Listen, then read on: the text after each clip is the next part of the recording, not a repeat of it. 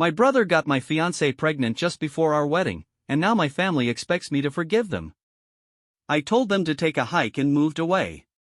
This is going to be a long story, and it's just as wild as it sounds. I'll do my best to be concise, but there's a lot to unpack here. I don't care if anyone believes me or not, it's so outrageous that I need to vent. I won't sugarcoat anything, but I will omit any specifics that could identify me to anyone unfamiliar with the situation. I'm 30 years old, and until a few months ago, I was engaged to my girlfriend of 5 years, whom I'll call Emily. My younger brother, Jake, is 27 and has always been the golden child in our family. To truly understand the depth of this betrayal and why it has hit me so hard, I need to provide some background on my family and how we got to this point. Growing up, Jake could do no wrong in our parents' eyes, while I was constantly chastised and punished for the smallest infractions. This wasn't your typical sibling rivalry or subtle favoritism, it was blatant and intense. Jake would break something, and I'd be the one accused. He'd start a fight, and I'd get grounded. If we both got straight A's, he'd receive a brand new gaming console, while I'd get a pat on the back and a reminder to keep up the good work. Our parents, Mark and Lisa, were always making excuses for their behavior. Jake's younger, he needs more attention, or you're the older one, you should know better, or Jake's just more sensitive, we have to be careful with him. The relentless barrage of double standards and gaslighting made me feel worthless and despised in my own home. As we grew older, the favoritism became even more apparent. When I was accepted into a reputable university on a partial scholarship, my parents barely acknowledged it. However, when Jake decided to attend a local community college, they threw him a lavish celebration and bought him a car. Never mind that I had been biking 5 miles each way to my part-time job for years. I moved out as quickly as I could to escape the toxic environment at home. I supported myself through college by juggling 2 jobs and taking out loans, while Jake dropped out after just 1 semester, claiming that college wasn't for him. Our parents wholeheartedly supported his decision, praising him for being true to himself and not succumbing to societal pressures. They even financed his string of failed business ventures over the next few years. No matter how much distance I tried to create between myself and my family, they always found a way to pull me back in. Holiday dinners were a minefield of subtle jabs and not-so-subtle comparisons. Oh, you're still in that entry-level job? Well, Jake is thinking about starting another business, he's very entrepreneurial. Never mind that I was building a stable career while Jake was draining our parents' retirement savings. Despite everything, I tried to maintain a relationship with Jake, he was still my brother, after all. However, it was always one-sided. I would reach out and attempt to connect, but he'd either ignore me or find a way to turn the conversation into a competition. If I got a promotion, he'd suddenly have a big opportunity on the horizon. If I started dating someone, he'd inevitably be in a serious relationship. I met Emily while trying to reconnect with Jake. She was a friend of one of his short-lived girlfriends, and we hit it off immediately. Emily was everything I had ever wanted in a partner: intelligent, funny, kind, and incredibly beautiful. We began dating, and for the first time in my life, I felt genuinely happy and appreciated. My parents, of course, were not thrilled. They made snide comments about Emily being out of my league and questioned what she saw in me. Jake, on the other hand, became oddly interested in my life. He was always asking about Emily, wanting to know everything about her. At the time, I was just relieved that he seemed to care about something in my life. Looking back, I should have noticed the warning signs. Emily and I moved in together after a year of dating, and it was wonderful. We both had solid careers, traveled together, and discussed our future. I began to believe that maybe I could finally have the life I had always dreamed of: a stable job, a loving partner, and perhaps children someday. I proposed to Emily on our 4th anniversary. It wasn't anything extravagant, just a simple dinner at home and a heartfelt speech. I was over the moon when she said yes. We planned to have a long engagement, taking our time to organize the wedding. We weren't in a rush, we had our whole lives ahead of us, or so I thought. When we shared the news of our engagement with my family, their reactions were the future. I began to envision how I would support her, thinking about nursery colors and baby names. Then one night, she sat me down, tears streaming down her face, and dropped the bombshell: she was pregnant, but it wasn't mine. I was utterly stunned. We hadn't been intimate in a while due to our hectic schedules, but I never expected her to cheat on me. When I asked who the father was, she broke down and mumbled, "It's Jake." In that moment, my entire world came crashing down. Everything I thought I knew, everything I had built my life around, crumbled into dust. I could hardly breathe, I couldn't think. All I felt was an overwhelming sense of betrayal and loss.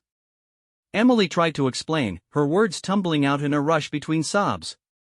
Apparently, it all began during our engagement party. Jake had approached her, telling her she was making a mistake by marrying me. He preyed on her insecurities, convincing her that she could do better and that he could provide her with everything I couldn't.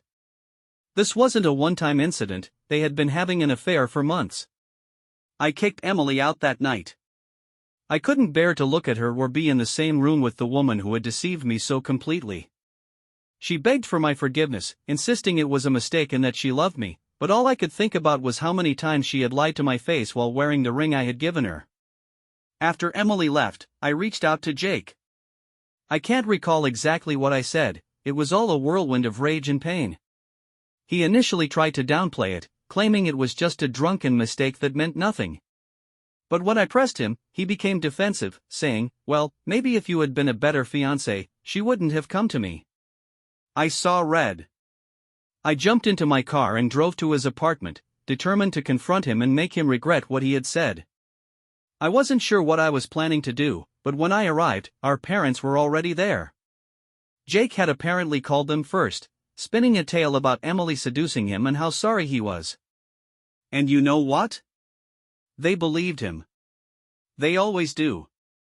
My mother immediately began lecturing me about forgiveness and family, while my father stood there with his arms crossed, looking disappointed in me but not in his precious Jake. I tried to explain what had actually happened, but they wouldn't listen. They kept insisting that I needed to forgive Jake and support Emily throughout her pregnancy because family comes first. I lost it. Years of pent-up resentment and anger erupted. I told them exactly how I felt about their twisted sense of loyalty, how they had always favored Jake over me, and how they had never taken my side. I told Jake that he was no longer my brother and that he had died to me. I told my parents they could have the son they had always wanted because they didn't have me anymore.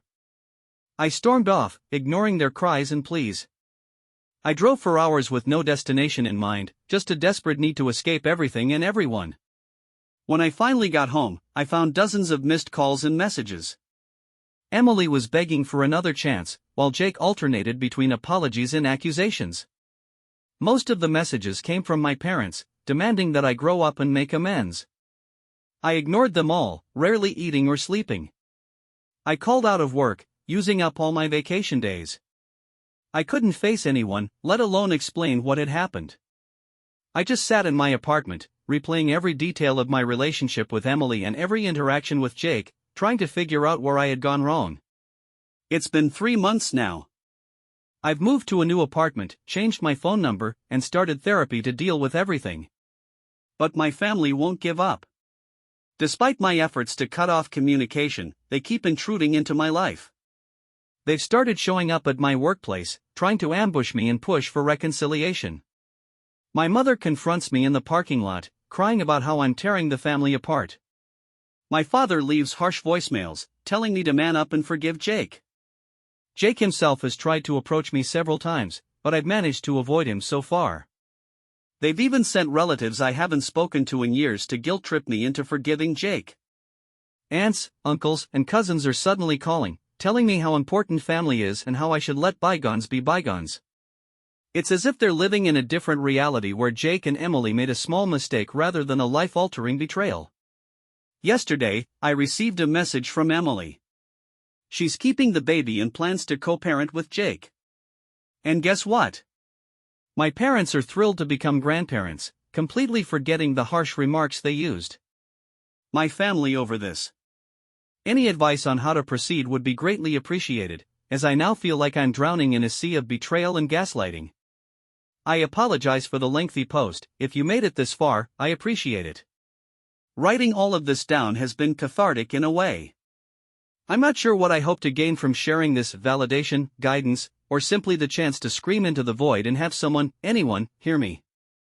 Edit, holy cow, this exploded overnight. Thank you all for your help and advice. I'm astonished by the response, and it will take me some time to go through all the comments. However, I wanted to address a few common questions.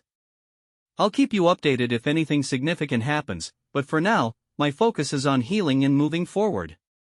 Thank you again, Reddit. You have helped more than you realize. Your encouragement and suggestions have given me a lot to think about, and they have truly been a lifeline during this tough time. I may not be able to respond to every comment, but please know that I read them all, and they are making me feel less alone in this. Update, hello, Reddit. It's been about 2 weeks since my last post, and it has been a complete roller coaster. First and foremost, thank you all for your immense support and suggestions. I never anticipated my post to go viral, and going through all of your responses has been both upsetting and oddly reassuring. It's disturbing how common this type of deception is. The last several weeks have been tough, to say the least. Remember how I mentioned I was working on obtaining a restraining order? That evolved into a huge ordeal. My lawyer filed the paperwork, and we had a hearing scheduled. I assumed it would be straightforward given the evidence and the ongoing harassment, but I was mistaken. My parents showed up at court with their own lawyer, some fancy guy in an expensive suit who likely charges more per hour than I do in a week. They tried to paint me as the crazy one, claiming I was tearing the family apart over a simple misunderstanding, as if Jake had just stumbled and fallen into my fiancée. Fortunately, the judge didn't buy it. She issued the restraining order against Jake and my parents, but only after my mother broke down in tears in court and my father glared at me as if I had committed murder. The look on Jake's face, however, I swear, if looks could kill, I would be dead. Be the bigger person and let Jake win. I managed to land a few solid hits before the gym staff intervened. Jake's nose was bleeding, and I could feel my own swelling shut. We were both shouting, trying to break free and get back at each other. The gym manager threatened to call the cops, which ultimately snapped me out of it. I grabbed my belongings and fled. I was still shaking from the adrenaline when I received a call from an unknown number. Against my better judgment, I answered. Emily was on the other end, shouting at me about how I had broken Jake's nose and that he might need surgery. I couldn't help but laugh. The absurdity of her being upset with me after everything they had done was just too much.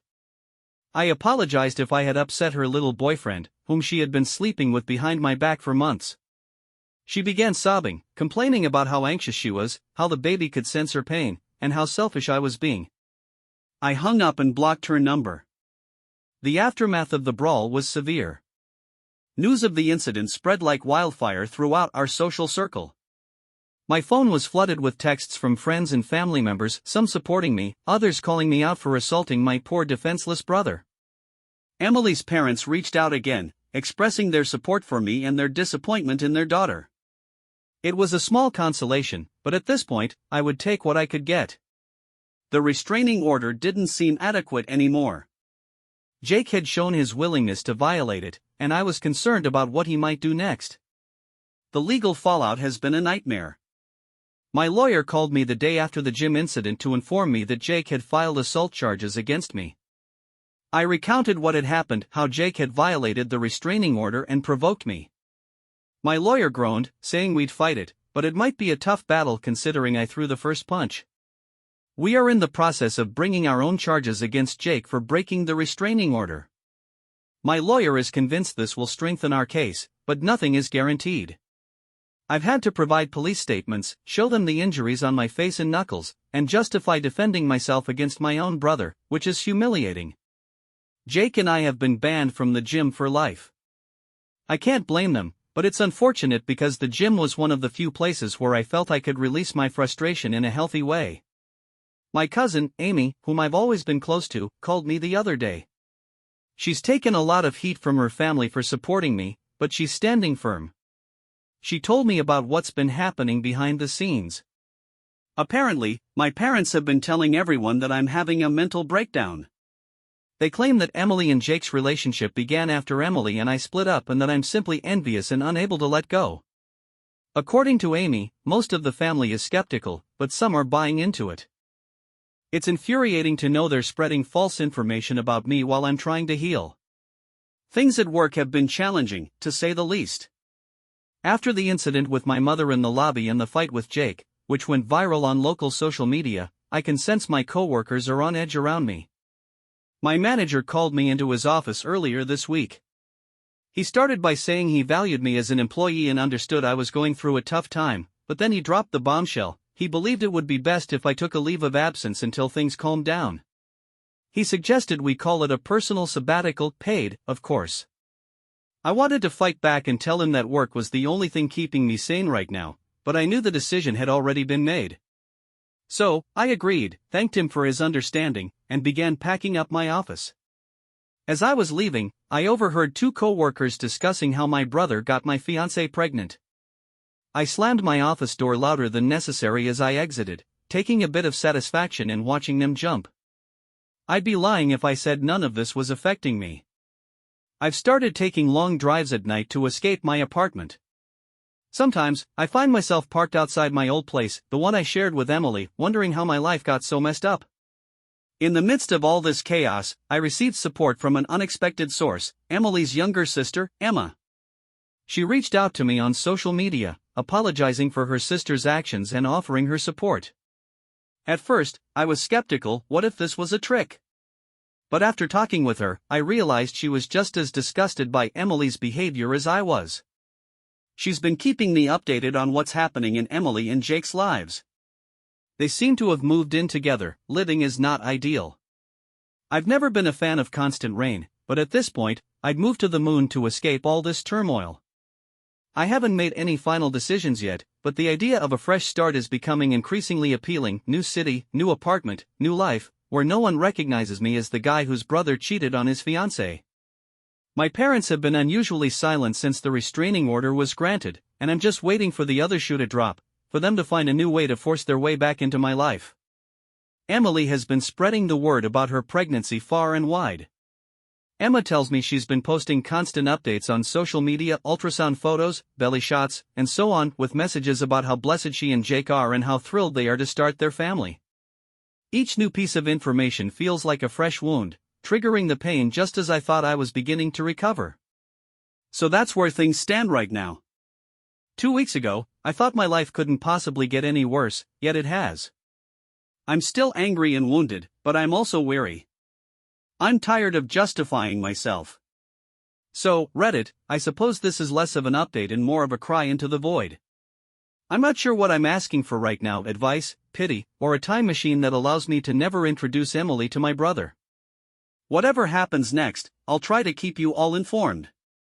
Your encouragement has meant more to me than you can realize.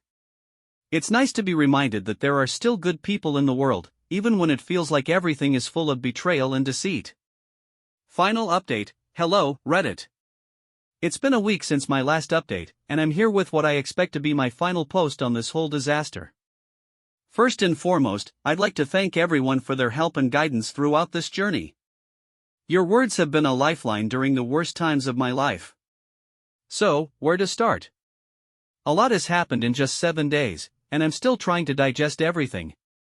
I guess I'll start with the major news. I'm relocating. Yes, I took the plunge and accepted a transfer to our Seattle office. It wasn't an easy decision, but after everything that's happened, I felt I needed a fresh start. The choice came after an especially difficult day last week.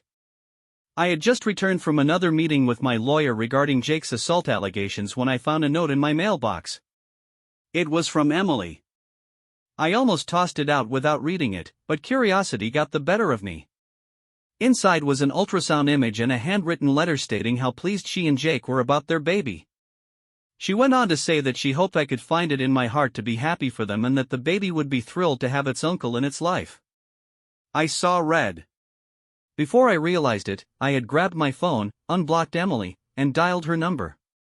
She picked up on the second ring, and I let loose. I told her exactly how I felt about her, Jake, and their beautiful little family. I told her she was delusional if she thought I'd ever want to be involved with that child and that she, Jake, and the baby could all go to hell.